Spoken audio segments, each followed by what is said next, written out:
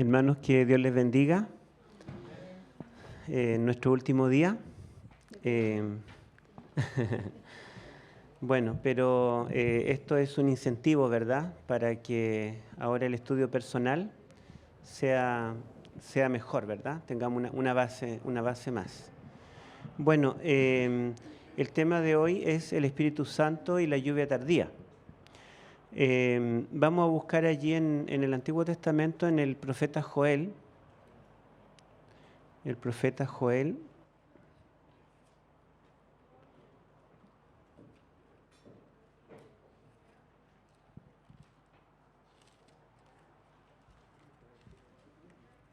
El capítulo 2, y vamos a leer el versículo 23.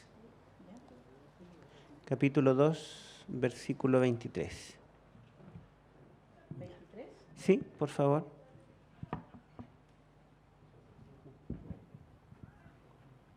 Vosotros también, hijos de Sión, alegraos y gozaos en Jehová vuestro Dios, porque os ha dado la primera lluvia a su tiempo, y hará descender sobre vosotros lluvia temprana y tardía, como al principio.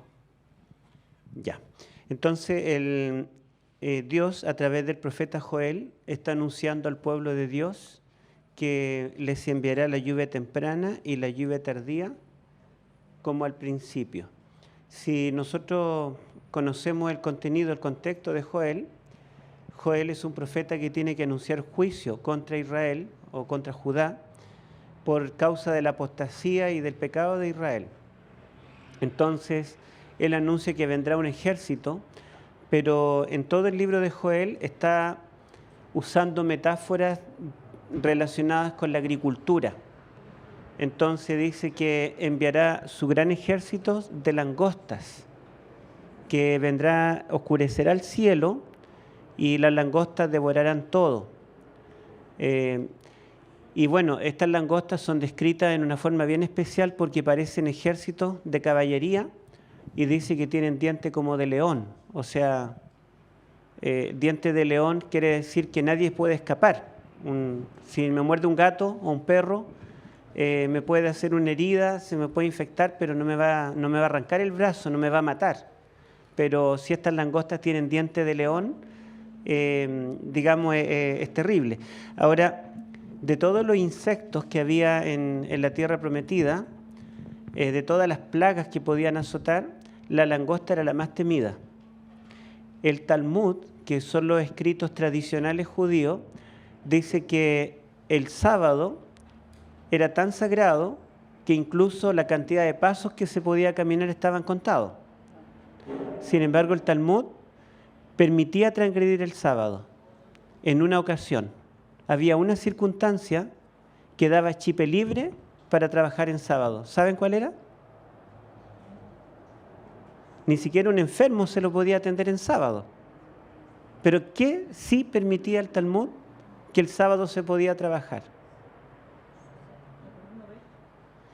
Si es que en sábado aparecía una manga de langosta en el horizonte, todo el mundo podía trabajar. Podían cargar los sacos, guardarlo en un lugar cerrado, podían cosechar, podían trabajar para salvar el alimento. Porque donde pasaba una manga de langosta, se comía todo. Y recuerden que ellos no dependían del supermercado, ni de la vega. Ellos dependían de la cosecha, que era anual. Una vez al año cosechaban su producto y cuando venía la langosta se comía todo y los dejaba un año entero sin sustento. Así que el Talmud era tan estricto con el sábado, se dice que había 39 por 39, más o menos 1500 y tantas prohibiciones en sábado. Pero el sábado se podía transgredir si venía una manga de langosta. Los libros de entomología, que son, digamos, los que hablan de insectos, dicen que de todos los insectos que existen, el que tiene los dientes más fuertes, más duros, es la langosta. Y aquí dice que este ejército de langosta tendrá diente de león y devorará todo, destruirá todo. Y este ejército en realidad no es literal, langostas que van a venir, se van a comer la cosecha, sino que son ejércitos humanos los ejércitos de Asiria y Babilonia que destruyeron al pueblo de Dios. Acá, si ustedes pueden ver el mismo capítulo 2 del libro de Joel, el capítulo 2, versículo...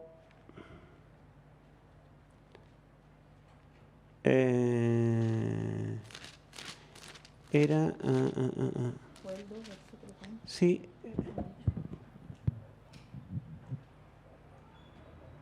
Hay el 25.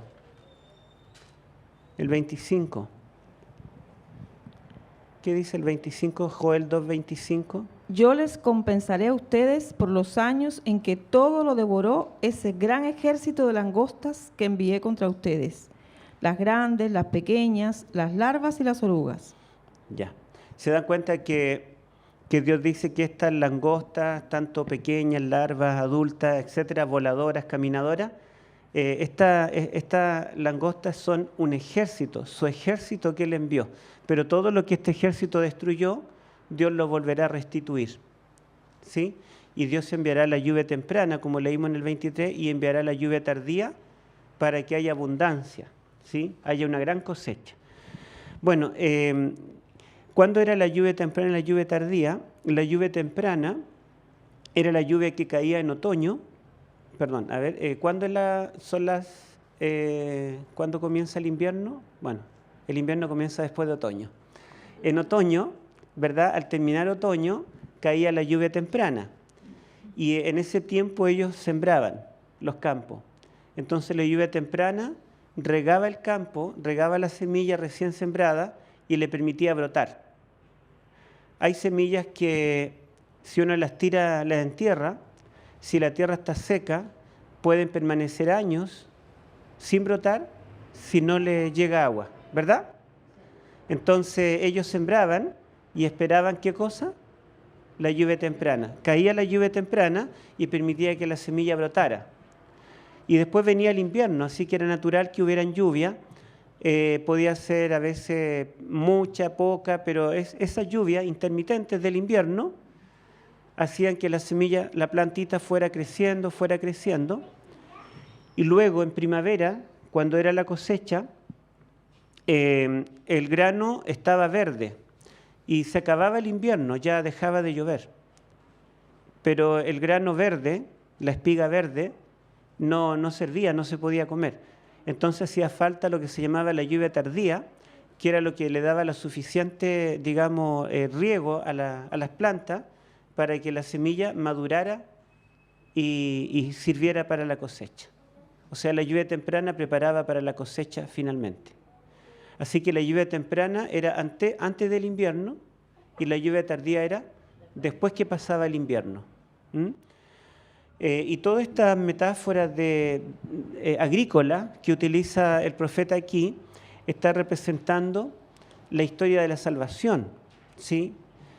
Cuando dice que vendrá este ejército de langostas, dice que se arrepientan, que toquen trompeta, que se arrepienta el novio, la novia, los sacerdotes lloren en el altar.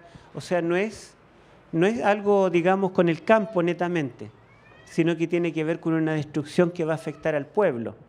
Por lo tanto, la lluvia temprana como la lluvia tardía también tiene un sentido metafórico. Es algo que nos puede regar a nosotros para que crezcamos, ¿sí? La Biblia representa también, a través de metáfora agrícola, nuestra salvación. Nosotros, ¿verdad?, somos la buena semilla que el Señor plantó. ¿Se acuerdan? Que el agricultor plantó. Y esta semilla también puede caer en buena tierra, en mala tierra. Entonces necesita la semilla del Evangelio que nace en nuestro corazón cuando conocemos al Señor, necesita la lluvia temprana, que es el Espíritu Santo en nuestra vida cuando nos convertimos y que es necesario para que nosotros comencemos la vida cristiana. Y por el resto de la vida cristiana tenemos la presencia del Espíritu Santo en nosotros.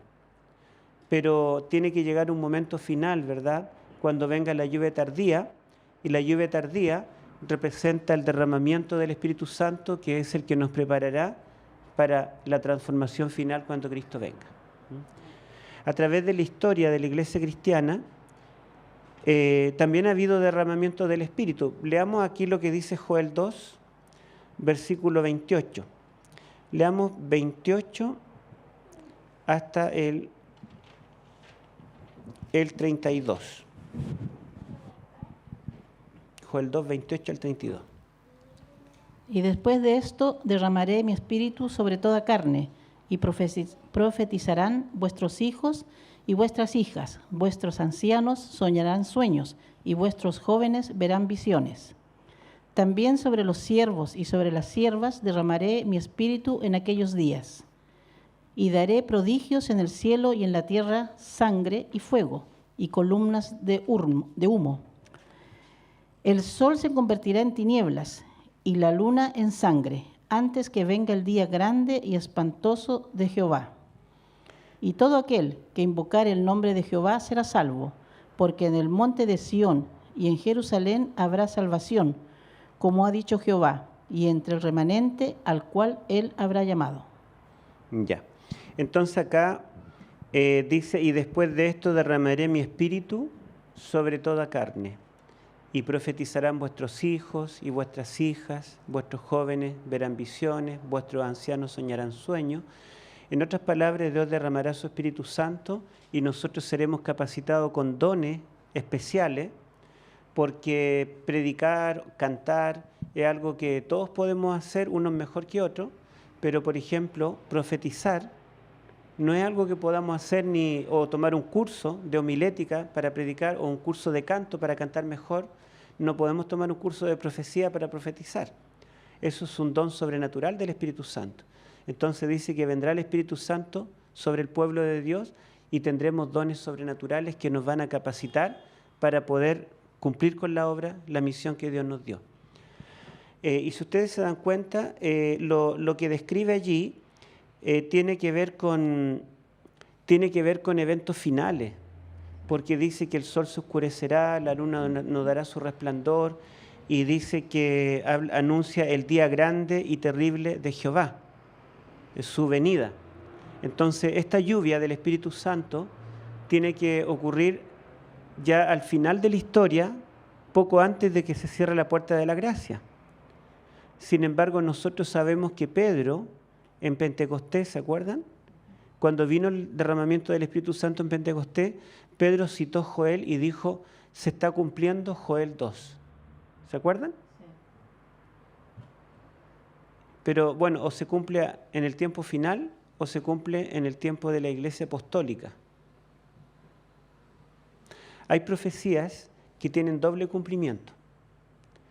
La profecía apocalíptica a través de símbolos no puede tener doble cumplimiento, porque tiene un solo y único cumplimiento.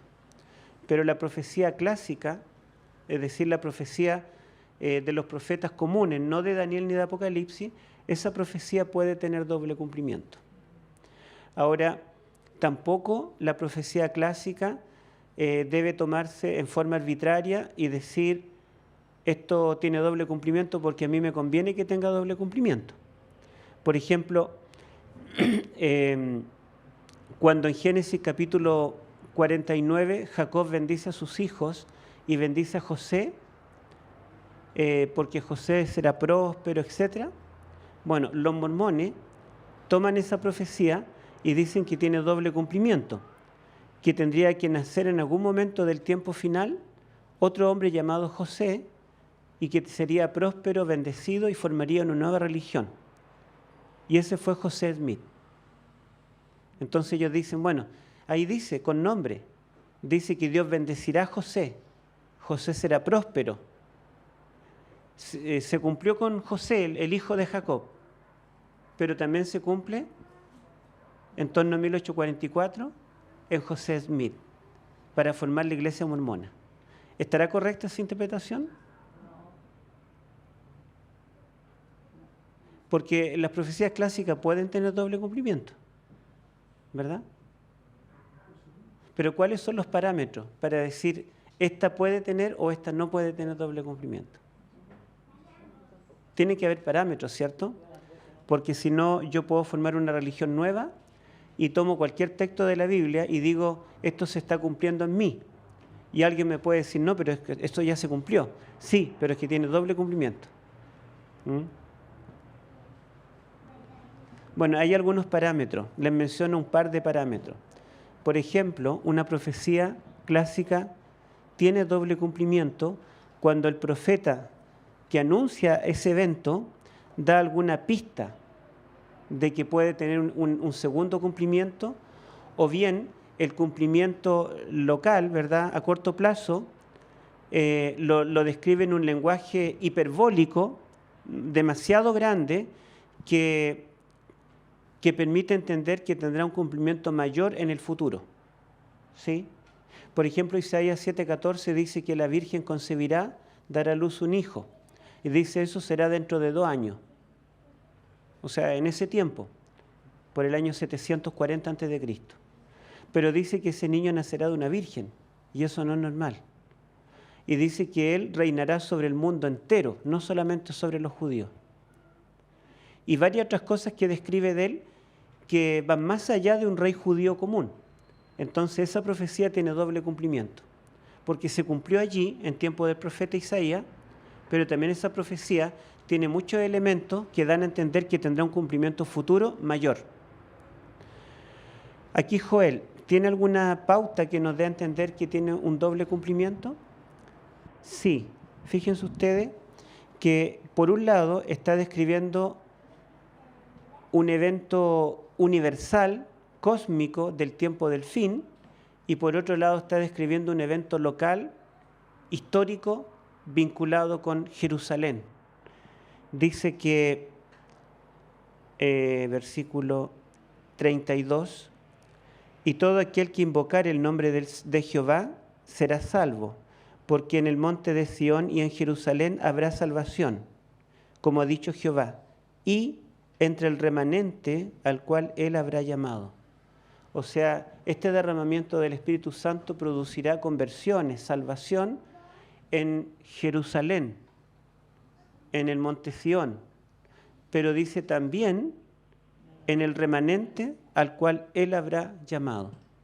Por lo tanto, tendrá un cumplimiento en Jerusalén, literal, pero también tendrá un cumplimiento en el remanente final. Y por otro lado, otro principio para determinar cuándo una profecía tiene o no más de un cumplimiento es cuando una profecía del Antiguo Testamento, que nos damos cuenta que está para el tiempo del fin, un autor inspirado la aplica para su tiempo, antes del cumplimiento definitivo. En este caso nosotros tenemos que Pedro, autor inspirado por el Espíritu Santo, está en el libro de los Hechos, en el Nuevo Testamento, está diciendo que esa profecía se cumplió allí, en Jerusalén, en el monte Sión, sobre ellos. Entonces, como Pedro la está aplicando a su tiempo, a pesar de que esto está hablando del gran día terrible y glorioso del Señor, cuando Él venga, entonces Pedro, como autor inspirado, le dio un primer cumplimiento, una primera aplicación allí, sin quitar, ¿verdad?, el segundo y definitivo o más grande cumplimiento que vendrá después. Así que una profecía clásica puede tener doble cumplimiento, pero no arbitrariamente la que se nos ocurra, sino cuando hay elementos en el pasaje, en la profecía, que dan a entender que tiene un cumplimiento localizado y posteriormente un cumplimiento más amplio. Y también cuando un autor inspirado le está dando ese doble cumplimiento, digamos, en la misma Biblia. Bueno, entonces no vamos a leer allí Pedro porque ya lo conocemos y es lo mismo que dice acá, pero esperamos que venga una lluvia tardía. En el nacimiento de la iglesia cristiana, cuando la iglesia comienza, vino el derramamiento del Espíritu Santo y permitió que la semilla que Jesús con los apóstoles habían sembrado, esa semilla brotara. Y nosotros vemos que hay una gran conversión. Sí, brotó con fuerza.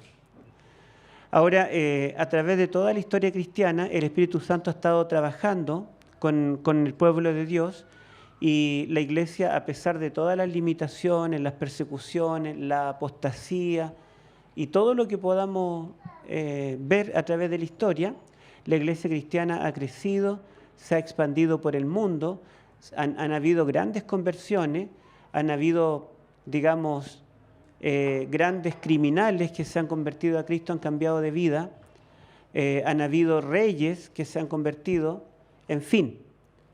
Entonces vemos que el Espíritu Santo está trabajando con la iglesia.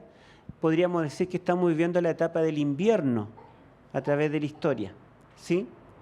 La lluvia de otoño, la lluvia temprana, fue el derramamiento del Espíritu Santo en Pentecostés, que Pedro reconoce como cumplimiento de Joel 2. Pero aguarda un derramamiento futuro mayor. Y eso será la lluvia tardía, que será justo antes de que venga Cristo, que nos capacite para dar el fuerte pregón, o sea, el último mensaje de advertencia al mundo.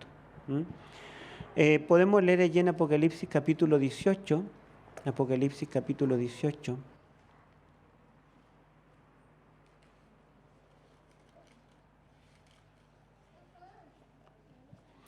El versículo 1 hasta el... Leamos del 1 al 4. Después de esto vi a otro ángel que bajaba del cielo. Tenía mucho poder y la tierra se iluminó con su resplandor. Gritó a gran voz: ha caído la gran Babilonia, se ha convertido en morada de demonios y en guarida de todo espíritu maligno, en nido de toda ave impura y detestable, porque todas las naciones han bebido el excitante vino de su adulterio.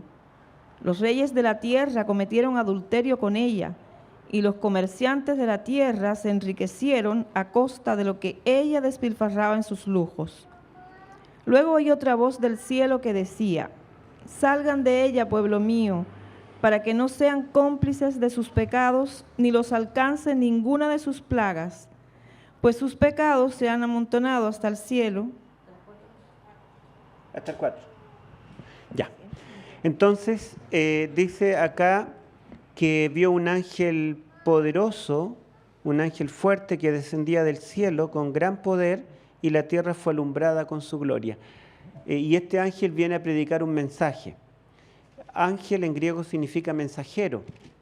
Y en Apocalipsis los ángeles a veces son ángeles literales, ¿verdad?, que interactúan en el cielo, en la adoración, en el derramamiento de las plagas, en otros eventos, pero también los ángeles en Apocalipsis representan al pueblo de Dios.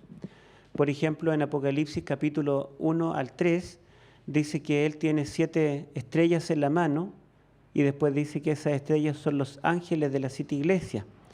Y nos damos cuenta que decir ángeles es decir los cristianos de la iglesia, porque dice: escribe al ángel de la iglesia en Efeso, yo conozco tus obras, y le describe los pecados de la iglesia y las virtudes de la iglesia. Si fuera un ángel literal, los ángeles leales no están pecando, ¿verdad? Está responsabilizando al ángel por los pecados y también lo felicita por las virtudes de la iglesia. Por lo tanto, el ángel es un símbolo colectivo para representar al pueblo de Dios. Y en Apocalipsis 14 representa al remanente a través de la figura de 3 ángeles que predican el Evangelio eterno. Sabemos que quien predica el Evangelio somos nosotros, la iglesia. Ahora, este mensaje de la caída de Babilonia ya está siendo predicado desde 1844, es lo que nos dice Apocalipsis 14. Solamente que este mensaje es predicado no a gran voz. Si ustedes comparan con el capítulo 14, versículo 8, ahí dice que otro ángel le siguió diciendo: ha caído Babilonia, pero no a gran voz.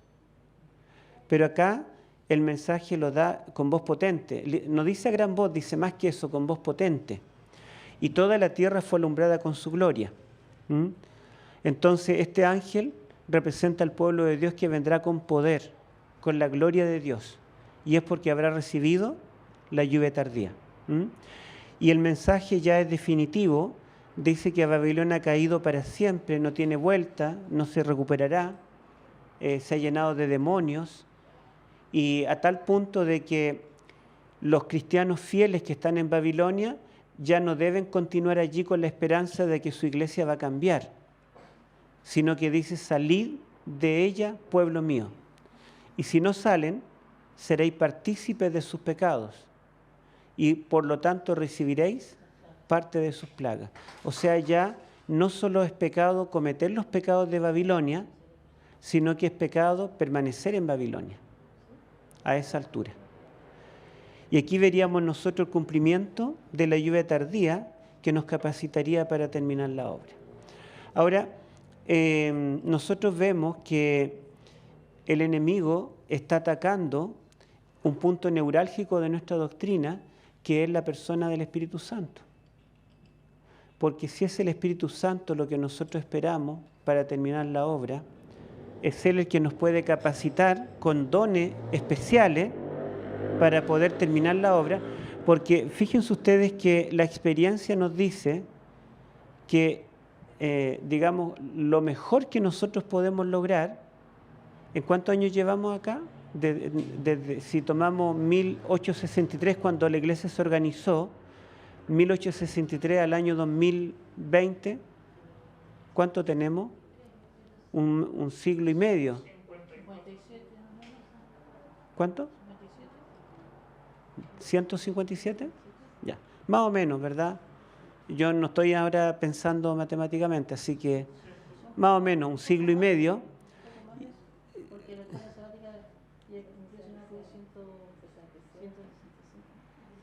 Bueno, llevamos ya más de 150 años predicando, ¿sí?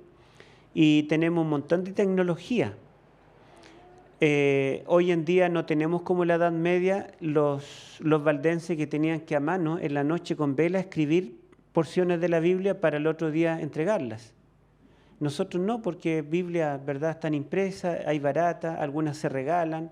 Si queremos conseguir Biblia, y en realidad no necesitamos regalar Biblia a alguien para que pueda leer, porque todo el mundo tiene. Incluso podemos nosotros mismos decirle, présteme el celular, le bajamos una aplicación, ahí tiene un montón de Biblia. Ahora hay otros recursos que antes no había.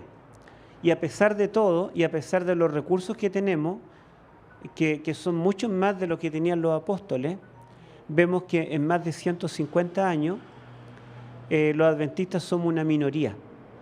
Y en realidad nosotros nos conocemos, sabemos del adventismo porque nos conocemos de hace años, pero alguien de afuera, en toda ciudad generalmente no conoce la iglesia adventista. Yo he tenido que viajar a varios lugares y a veces pregunto por la iglesia adventista y no tienen idea que existimos. Así que fíjense ustedes que la cantidad de personas que le hemos predicado el Evangelio son pocas.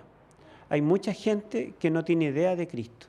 Con tal que Chile es un país que medianamente está bien, o sea, tiene bastantes adventistas por población, por cada habitante. Pero en cambio otros países, como por ejemplo Asia, África, Europa, son muy pocos los adventistas presentes allí. Si no recibimos una ayuda sobrenatural, una ayuda divina, la verdad es que no terminaríamos la obra ni en 1000 años. Los apóstoles, ustedes ven que eran completamente ineficientes. Ellos no entendían nada. Jesús le explicaba con manzanita. ¿Se acuerdan cuando la samaritana, Jesús le dijo, le trajeron comida? Señor, traemos la comida. Y él estaba dándole un estudio bíblico a la samaritana. Le dijo, ahora tengo una comida que comer. Y ellos dijeron, a lo mejor la mujer le trajo comida. No entendían. Y Jesús lo que decía, ellos no entendían, lo interpretaban mal. Jesús venía a cumplir una misión y ellos mismos estorbaban. Jesús les dijo, voy a morir para salvarlo. No, no te vamos a dejar morir. Entonces los discípulos en realidad eran completamente ineptos. No eran personas preparadas, no tenían estudios, eran burdos, toscos, eran tímidos, eran cobardes también. Por lo menos, aunque no tengamos educación, no tengamos cultura, pero si somos valientes, nos animamos, podemos hacer mucho. Pero los discípulos ni eso, ¿verdad? Eran cobardes. Cualquiera diría que ellos no iban a terminar nunca de predicar. Pero ustedes ven que cuando viene la lluvia temprana del Espíritu Santo, esos discípulos ahora son otros. Ellos predican el Evangelio en todo el Imperio Romano. El Imperio Romano abarcaba parte de 3 continentes. tenía alrededor de 200 millones de habitantes. Y 30 años después que Cristo ascendió al cielo, el apóstol Pablo informa en Colosenses capítulo 1, terminamos, ya predicamos el Evangelio en todo el mundo. Y dice, tenemos iglesia en cada ciudad importante. Y todos los lugares ya los recorrimos. Fíjense ustedes. Entonces, en 30 años, ellos cumplieron la misión. Con un 1% de los recursos que tenemos nosotros. Y siendo mucho menos. En cambio, nosotros, ¿verdad?, que tenemos más recursos, en un siglo y medio no hemos logrado mucho. Pero, cuando venga la lluvia tardía, nos capacitará como los apóstoles. Y el N. de White dice que el Espíritu Santo será dado con más poder de lo que fue dado en el tiempo de los apóstoles. Ahora, si el Espíritu Santo es tan clave para que nosotros podamos terminar la obra, el enemigo justamente es eso lo que está atacando.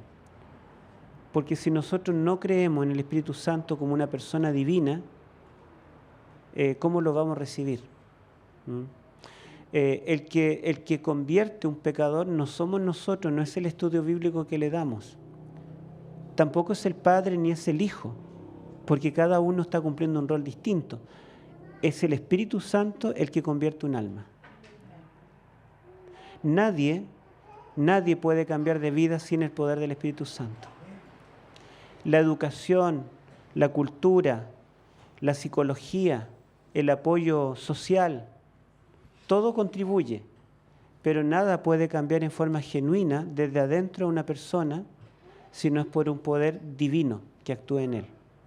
Tiene que haber una persona divina actuando en el corazón humano para que el corazón humano pueda cambiar. Entonces, la persona divina encargada de estar con nosotros para predicar y cumplir la misión es el Espíritu Santo. Él nos capacita a nosotros con dones espirituales. Incluso, Él pone las palabras que debemos decir. Cuando yo llegué a la iglesia, no sabía lo que sé ahora. Nunca había leído un libro, nunca había visto una Biblia en mi vida, por lo tanto, pero yo era tímido, pero sabía que tenía que predicar, así que salía a predicar y daba estudios bíblicos. Y nosotros invitábamos y no venía nadie, entonces le dije a los jóvenes, tomemos volante y vamos a meternos entre medio de la gente. Y fuimos a las plazas, a los lugares públicos, nos metimos al medio y les dábamos un volante. Y les decíamos, ¿quieren que oren por ustedes? ¿Nos dejan darle el mensaje? Y bueno, la mayoría de la gente, algunos incluso nos retaban. Y nosotros aprovechábamos el reto de ellos para hablarles. Y siempre cualquier palabra que saliera de la boca de ellos, nosotros la tomábamos y le comenzábamos a hablar. A veces nos salían, no, yo creo en los marcianos. Y nosotros usábamos eso y les dábamos un estudio bíblico de los marcianos. No importa lo que dijeran, pero le hablábamos. Y llenamos la iglesia. La llenamos con gente nueva, porque si no venían, bueno, nosotros salimos, pero hay que inventarse algo. Y entonces yo salía, pero resulta que muchas veces la gente me hacía preguntas y yo no conocía la Biblia.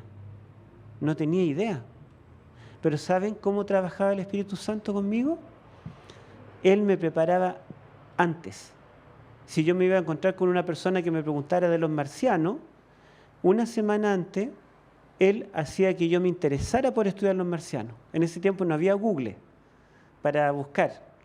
Así que yo me topaba con un libro o con alguna revista y yo sentía que debía leerlo. Tenía que comprarlo, pedirlo prestado, leerlo, y tenía que leerlo, y leía de los marcianos, y después la otra semana me preguntaban por los marcianos y yo les daba una cátedra, y esa persona quedaba impactada. Me acuerdo que una vez teníamos una campaña donde pasábamos un CD y un video que proyectaba, y el CD era el audio que explicaba las diapositivas. Y justo el audio, la cinta se echó a perder. Entonces solamente estaba la proyección, pero no estaba la explicación de la diapositiva. Y me dijeron, ¿las puedes explicar tú? Sí, por supuesto, yo las explico. No tenía idea de qué tema era, no sabíamos. Y lo comenzaron a proyectar y hablaba del sábado. Y resulta que no hablaba del sábado con textos bíblicos. sino que el tema era, ¿será el sábado de ahora el mismo sábado del Edén?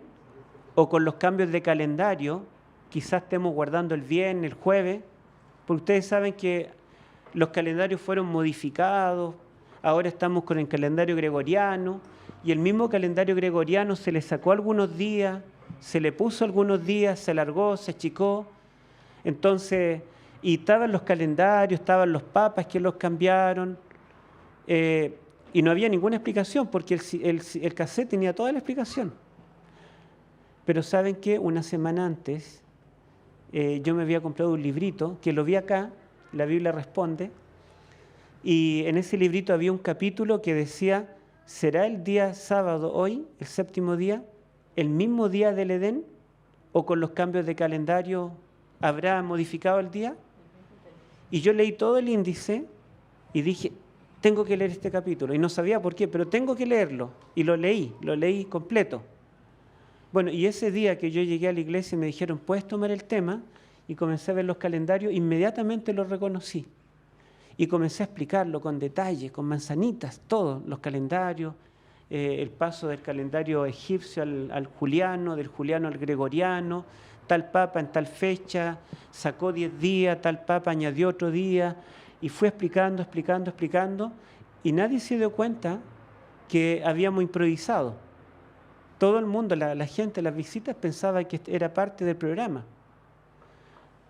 Una vez estudiamos el folleto de Filemón, y me acuerdo que yo dije, Filemón, tengo que dominar Filemón. Y estudié Filemón, me aprendí el folleto de memoria, el libro de la Biblia, y lo estudié, terminó el folleto de Filemón, y un día en el curso, yo iba en cuarto medio, no vino el profesor de las 2 horas que nos tocaban. Entonces yo saqué mi Biblia, y yo siempre leía. Y en esa oportunidad se interesaron los compañeros de atrás y los de adelante, y después los del lado y los del otro lado. Y finalmente quedé en el centro del curso y los 45 compañeros alrededor, y nos dijeron, háblanos de la Biblia. Y yo le dije, ok, ¿qué quieren hablar? Y un compañero dijo, háblanos de Filemón, porque yo sé que hay un libro en la Biblia que se llama Filemón, pero no tengo idea de qué habla. ¿Por qué no nos explica Filemón? Imagínense todo lo que les dije de Filemón, porque todo el trimestre habíamos estudiado Filemón y yo me había dedicado a estudiar Filemón, pero a fondo. Así que les di cátedra de Filemón, hasta hice un llamado al curso. Bueno, los 45 compañeros aceptaron estudiar la Biblia en mi casa. Les di estudio bíblico a los 45. Yo era tan nuevo, tenía el ímpetu, pero no tenía la experiencia, así que no sabía, digamos, llevarlo al bautismo, no sabía los pasos correspondientes, pero les di el mensaje. Entonces, fíjense ustedes cómo el Espíritu Santo va trabajando, porque como yo sabía lo que iba a venir. A lo mejor ustedes han escuchado una de las experiencias cuando he conversado con algún ateo. En una oportunidad, yo estaba en tercero de teología y me pidieron que visitara una joven en Santiago que se había hecho atea, pero ella era adventista de cuna. La mamá, la hermana, toda la familia sufrían porque ella era atea. Ella había estudiado historia en la Universidad de Chile y después de 5 años de haber estudiado historia se graduó, pero ella ya dejó de creer en Dios. Y no quería ser visitada, porque ella decía, si me visita algún hermano, yo los voy a confundir. Y los adventistas son tan ingenuos que me da pena, digamos, cuestionar la fe de ellos. Mejor que sigan felices en esa burbuja pensando que Dios existe y todo lo demás. Bueno, y el tema es que cuando la visitamos, entonces ella me dijo, mira, yo no quiero darte mis argumentos porque te veo tan feliz estudiando teología. No, le dije, dalos, no te preocupes. Me dijo, mira, yo estudié historia y la primera parte de la historia es la prehistoria. El hombre apareció hace unos 2 millones de años atrás y Génesis dice que el hombre fue creado 6.000 años atrás. La Biblia dice que todos venimos de Adán y Eva, pero la ciencia ha descubierto fósiles y cráneos de antepasados del hombre que tienen características de simio. ¿Cómo explicar los fósiles del Australopithecus, del Neandertal, Cromañón? Entonces me dijo, ¿y tú crees? Me dijo que literalmente Dios se agachó, sacó polvo, hizo al hombre de barro. ¿Y tú crees que después lo hizo dormir, le sacó una costilla, hizo una mujer de una costilla? ¿No crees que es un lenguaje mitológico? Entonces, bueno, era difícil la pregunta, ¿verdad? Para una joven que estaba preparada en historia, que había leído muchos libros con los mejores profesores en la Universidad de Chile, y resulta que, bueno, en la parte teológica yo pude darle una respuesta muy sólida, que ya ahí le gané la primera batalla, la parte bíblica, Adán y Eva, pero después venía la parte de la prehistoria. Bueno, 3 meses antes, Dios me obligó a leer una enciclopedia de la prehistoria. Yo fui a una biblioteca para buscar libros de teología, y cuando iba pasando, como que algo me desvió la mirada y vi una enciclopedia de la prehistoria de 40 volúmenes. Y yo dije, tengo que leerla. Pero nunca me gustó la prehistoria. Entonces dije, no tengo que leerla, yo quiero leer de teología. Pero algo me decía, tienes que leerla. Y yo no quería leerla. Eran 40 volúmenes. Entonces, bueno, yo pasé de largo porque quería libros de teología, pero al final tuve que devolverme porque fue demasiado la insistencia y saqué el tomo 1, me lo llevé. Y yo tenía el lunes disponible para ir a la biblioteca, entonces me puse la meta de leer un volumen por semana y todos los lunes entregarlo y sacar el otro. Y estuve leyendo y leí 20 volúmenes y fui a visitar a este joven, pero sin tener idea que ella me iba a hablar de prehistoria. Esa enciclopedia es la enciclopedia Time Life. Pero ¿saben lo sorprendente? Es que esta joven, después que yo le di los argumentos bíblicos, corrió una cortina. Me dijo, esta es mi biblioteca, tenía una biblioteca, y me dijo, mira, esta es la mejor enciclopedia de prehistoria, son 40 volúmenes, la enciclopedia Time Life. Ahí están todos los argumentos de los mejores científicos, paleontólogos, antropólogos, que demuestran que la prehistoria, con el hombre simio, esos fósiles intermedios, eso existió, aquí está la evidencia. Bueno, pero yo acababa de leer los 20 primeros volúmenes, entonces le dije, ¿tú los leíste? No todavía, me dijo, pero he leído algunas partes. Yo le dije, bueno, saquemos el volumen 1. Y ahí le di cátedra, después el volumen 2, el 3, el 4, el 5, le comencé a mostrar y le demostré que los mismos científicos reconocen que no es posible que el hombre salió del mono y que todo esto es una reconstrucción artificial que se cambia cada cierto tiempo. Está todo basado en presuposiciones, pero no hay nada sólido. Y le mostré, pero con citas textuales de los mismos ateos, los mismos científicos que estaban defendiendo la evolución, le demostré que no. Bueno, ella me respondió, este sábado vuelvo a la iglesia. Esa fue la respuesta. Entonces, fíjense ustedes cómo yo iba a saber que me iba a enfrentar a una joven tan preparada en esta área, que no era mi área, no era un área que me interesaba, pero el Espíritu Santo continuamente a uno lo va guiando. No solamente en el momento le pone las palabras precisas, sino que de antemano lo va preparando. Y así, yo daba estudios bíblicos, predicaba y siempre tenía una respuesta sólida.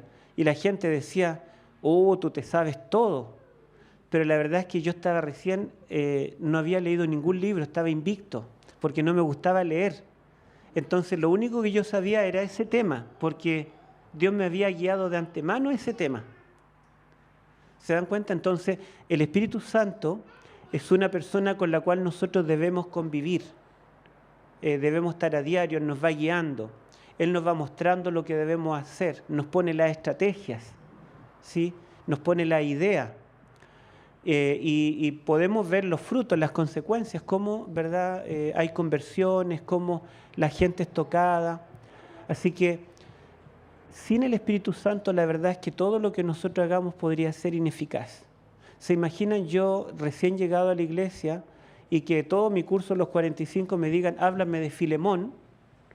Yo hubiera dicho, no tengo idea dónde está Filemón. Pero es que el Espíritu Santo iba capacitándome, preparándome de antemano. Bueno, entonces el Espíritu Santo, ¿verdad?, es el que nos capacita. El Espíritu Santo toca el corazón de la persona a la cual le hablamos. El Espíritu Santo tiene el poder de cambiar su vida. El Espíritu Santo también va preparando nuestro carácter para la eternidad, porque Él nos da el fruto del Espíritu, ¿verdad? Y que va cambiando un carácter tosco en un carácter dulce, y nos va cambiando en todas las cosas. Ahora, el Espíritu Santo es el que inspiró a los profetas, porque nunca la profecía fue traída por voluntad humana, sino que los hombres de Dios hablaron siendo inspirados por el Espíritu Santo. La palabra griega allí que se traduce inspirados, literalmente significa conducidos. Los profetas hablaron conducidos por la persona del Espíritu Santo. Y cada vez que nosotros abrimos la Escritura y oramos al Padre en el nombre del Hijo, tenemos que pedir el Espíritu Santo para que Él nos guíe a toda verdad, porque Jesucristo dijo que Él nos dará el Espíritu y será Él el que nos guiará a toda verdad. Y dice también que será el Espíritu Santo el que nos hará saber todas las cosas y lo que habrá de venir. Entonces, para entender el Apocalipsis, para entender Daniel, necesitamos la persona del Espíritu Santo. Hay una cita de Elena de White que está en el Conflicto de los Siglos, donde dice, el espíritu con el cual os aboquéis a estudiar las Escrituras determinará la persona que estará al lado vuestro para auxiliaros. Dice, el Espíritu Santo está allí para enseñarles, para guiarlos. Si vamos con un corazón humilde y con la disposición de aprender de Él. Pero dice, Satanás estará de vuestro lado cuando ustedes estudien con espíritu arrogante, con autosuficiencia y con el propósito de demostrar vuestro conocimiento, exaltarse a sí mismo. Será Él el que ponga ideas erradas de la palabra de Dios en vuestra mente. O sea, el Espíritu Santo está allí a nuestro lado, guiándonos, enseñándonos, dándonos nueva luz. Yo creo que todos nos ha pasado que a veces leemos un texto que toda la vida lo hemos leído y de pronto lo leemos y parece que se nos prende la ampolleta, descubrimos algo nuevo. Es que el Espíritu Santo está al lado iluminándonos. Pero por otro lado, ¿verdad? Si nosotros vamos con arrogancia, con espíritu de autosuficiencia, con el propósito de exaltarnos a nosotros mismos, entonces será Satanás el que estará a nuestro lado, guiándonos en una interpretación errónea. Vamos a terminar con Apocalipsis 13, vamos a leer 13, ya leímos algo del capítulo 2 y 13, ¿y por qué digo estos textos? Porque estos capítulos son el centro del Apocalipsis y nos hablan de la batalla final, y el capítulo 12 presenta al dragón, ¿se acuerdan? El dragón con 7 cabezas, 10 cuernos y 7 coronas. El capítulo 13 presenta la primera bestia que sube del mar, y la bestia tiene 7 cabezas, 10 cuernos y 10 coronas. Después aparece una segunda bestia de la tierra, y la bestia de la tierra dice que tiene cuernos como de cordero, pero habla como dragón. Entonces el dragón es visto en el cielo, la primera bestia en el mar y la segunda en la tierra. Ellos 3 están abarcando todo el escenario de este mundo. Ellos quieren llegar a este mundo entero. Ahora, lo interesante, que yo no sé si ustedes lo han notado, es que estos 3 personajes en realidad no están luchando contra nosotros. Bueno, y dice que le hará la guerra al remanente. Sí, pero la verdadera lucha de Satanás es contra Dios. La lucha es contra Dios. Es una batalla de adoración. Adorar al Dios verdadero o adorar a un falso Dios. el sistema del enemigo. Entonces Dios es el centro de la lucha más que nosotros. Nosotros pasamos a ser parte de este conflicto porque nos identificamos con Dios, porque somos simiente de Él, porque guardamos los mandamientos de Él, y por ese motivo el enemigo nos ataca. Pero la verdad es que la lucha es contra Dios. Ahora, miren qué interesante, el dragón es visto en el cielo, y en Apocalipsis siempre el Padre se describe en el cielo. El dragón tiene un trono, y en Apocalipsis el Padre siempre tiene un trono. Ahora, dice que el dragón tiene 7 cabezas y 10 cuernos, y del mar surge una bestia que también tiene 7 cabezas y 10 cuernos. Claramente, esa bestia que se parece al dragón es hijo del dragón. Y si el dragón está imitando al Padre, la bestia del mar, que es su hijo, estaría imitando a Jesús, al Hijo. Y esta bestia sube de las aguas, y Jesús comienza su ministerio cuando subió de las aguas del Jordán. Esta bestia dice que tiene autoridad por tiempo, medio tiempo, 3 años y medio, simbólicos. El ministerio de Jesús, ¿cuánto duró? 3 años y medio literales. Al final de su ministerio, Cristo muere, pero resucita. Al final de los 3 años y medio, la bestia muere, recibe la herida de muerte, pero resucita. Su herida mortal fue sanada. ¿Se dan cuenta? Que el dragón es un falso padre, la bestia del mar es un falso hijo, y la bestia de la tierra, que aparece en escena al final del ministerio de la primera bestia, nos recuerda al Espíritu Santo, a quien que Jesús está prometiendo al final de su ministerio. En Juan 14 al 16, cuando Él está terminando su ministerio, el día antes de morir, Él dice: yo me iré, pero os enviaré otro Consolador. El Consolador es llamado el Espíritu de verdad, porque Él os guiará toda verdad. Y esta bestia dice que habla como dragón. ¿Y cómo habló la serpiente antigua al dragón? ¿Con verdad? Con engaño. Y dice que esta bestia hace todos sus esfuerzos para engañar a los moradores de la tierra. Y el Espíritu Santo vendrá para guiarnos a toda verdad. Dice que esta segunda bestia no vendrá a hablar de ella misma, sino que la segunda bestia usará toda su autoridad, toda su influencia para hablar de la primera bestia. Jesús dice que el Espíritu Santo vendrá no para hablar del mismo, sino que usará todo su poder para hablar de Cristo. El Espíritu Santo viene para conducirnos a Cristo, que es el que murió por nosotros en la cruz. Y esta segunda bestia vendrá para hablarle a todos los moradores de la tierra de la primera bestia, la que murió y resucitó, la que recibió la herida de muerte y vivió. Y dice que esta bestia hará grandes señales y milagros. Y la Biblia nos dice que el Espíritu Santo hizo grandes señales y milagros. Dice también que esta segunda bestia incluso hará descender fuego del cielo delante de los hombres. Y el Espíritu Santo hizo descender fuego del cielo en tiempos de Elías e hizo descender fuego del cielo en Pentecostés, en la lluvia temprana. Por lo tanto, todas las características de esta bestia de la tierra son las características del Espíritu Santo.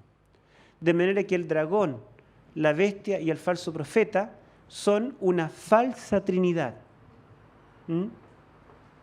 ¿Cuántos son los agentes del mal con los cuales tendremos que luchar en la batalla final? 3.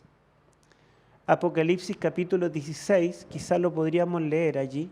Apocalipsis capítulo 16, a ver el versículo 12 me parece y 13. Sí, el 13.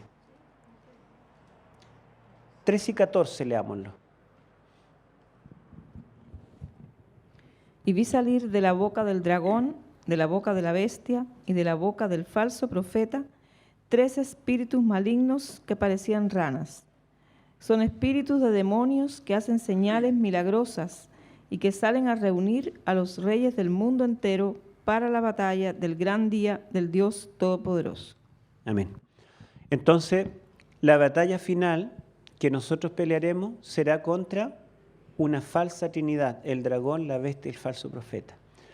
Así que si el dragón falsifica a la Trinidad, es porque la Trinidad existe. ¿Satanás conoce o conoció al verdadero Dios? Sí.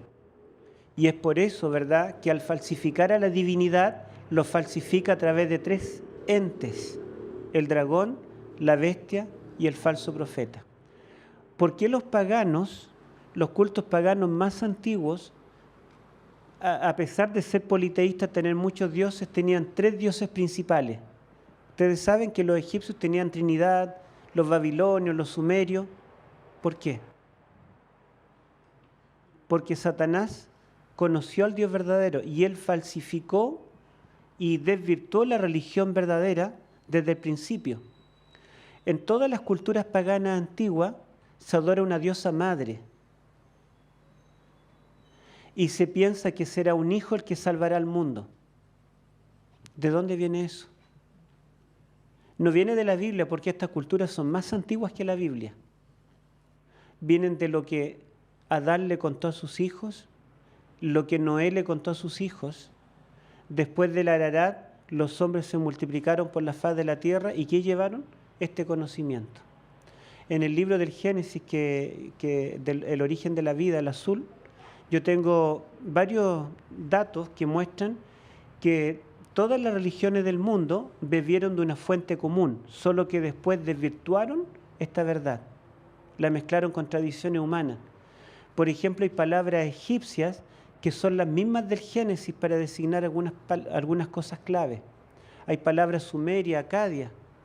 El chino, el japonés antiguo, por ejemplo, ¿cómo se dice justificación? En chino y en japonés. Son signos, símbolos.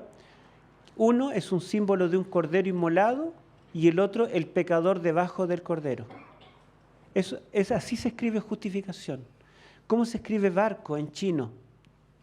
Barco se escribe un símbolo de un bote o recipiente, más el símbolo del número 8, más el símbolo de personas. Barco se dice un recipiente o navío con 8 personas. ¿De dónde viene la idea de que 8 personas están relacionadas con un barco? Del Génesis. Todas las culturas dicen que ellos son sobrevivientes de un diluvio. En Chile tenemos un historiador especialista, José Bengoa, que ha estudiado la cultura mapuche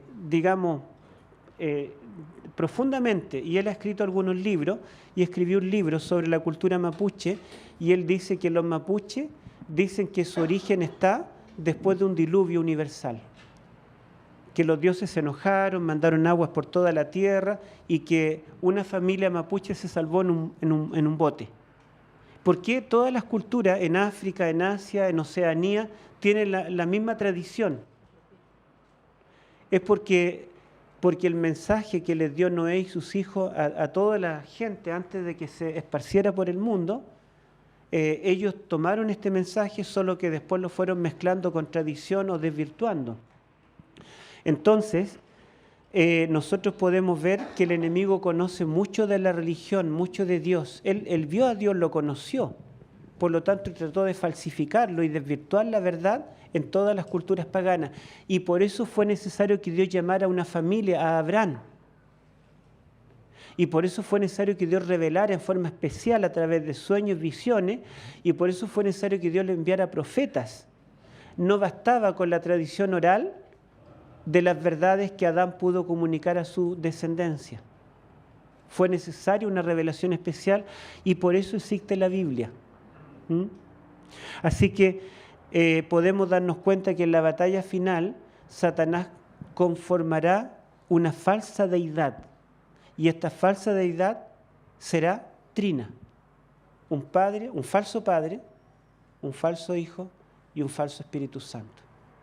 Así que como la batalla es contra Dios, el enemigo se la ha arreglado para falsificar o para atacar o para disminuir a Dios. Los antitrinitarios que surgieron en el siglo IV con Arrio, de ahí en adelante, porque desde el siglo I eran trinitarios, En el siglo IV surge el antitrinitarismo y la esencia de ellos es que disminuyen al Espíritu Santo y disminuyen al Hijo. Y toda falsa religión disminuye a Cristo, porque Cristo es el centro de la Escritura. Si dicen, sí, Cristo nos salva, pero no es Dios. O Cristo es Dios, pero no es eterno. O Cristo me perdona, pero yo tengo que tener méritos también para salvarme. La salvación es por mérito, por obra y por fe. Cristo me da vida eterna, pero la verdad es que yo intrínsecamente soy eterno porque mi alma es eterna.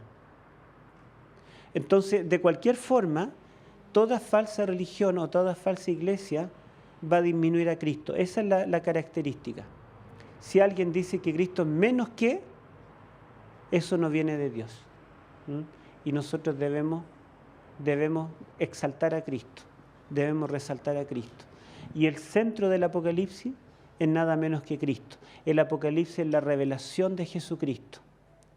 Y si Jesucristo fuera menos que el Padre, ¿cómo es posible que la palabra de Dios me hable de alguien que fue engendrado, de alguien inferior? Así que confiemos en lo que la Biblia nos dice, guiémonos por la palabra de Dios y no dejemos que el enemigo nos engañe. Elena de White dice que en su tiempo, cuando era atacado el santuario y el sábado, y los pioneros defendían el sábado, defendían el santuario, ella dijo algo interesante. Dijo, cuando estemos ya en el tiempo final, toda doctrina será atacada, todo punto de fe será zarandeado.